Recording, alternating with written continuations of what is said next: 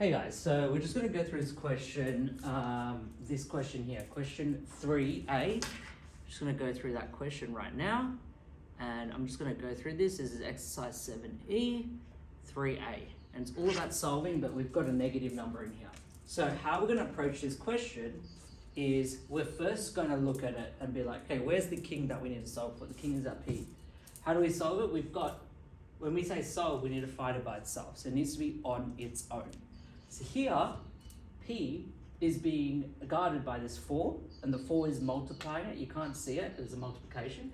Then it says 4P plus 4, and that's closed brackets, and then negative 6 is actually going to be multiplying with that. Okay, and that's equal to 24.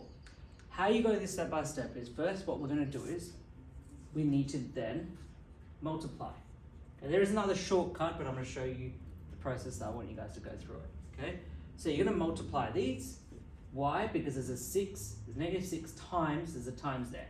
So negative 6 times 4p, then negative 6 times 4 equals to 24. So that's what you need to do. Now, some people do this in their head, but if you struggle to multiply positive and negative numbers and terms, then I suggest you write this statement out.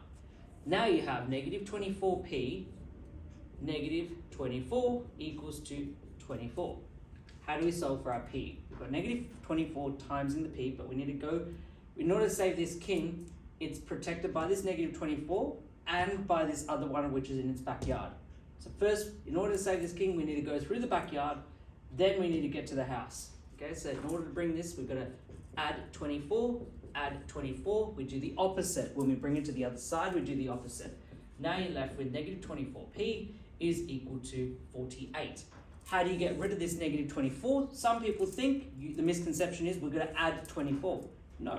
What's the negative 24 doing to this p? It is multiplying it. So to get rid of the negative 24, we divide it. So we divide both sides by negative 24. These cancel out. They don't become 0, they become negative 24 divided by negative 24 becomes 1. Now you're left with p is equal to 2 over negative 1. We have to simplify this further. That's not simplified. Positive divided by negative is going to be a negative. So that's p is equal to negative 2. And that is your final answer for that question. So that's exercise 7e.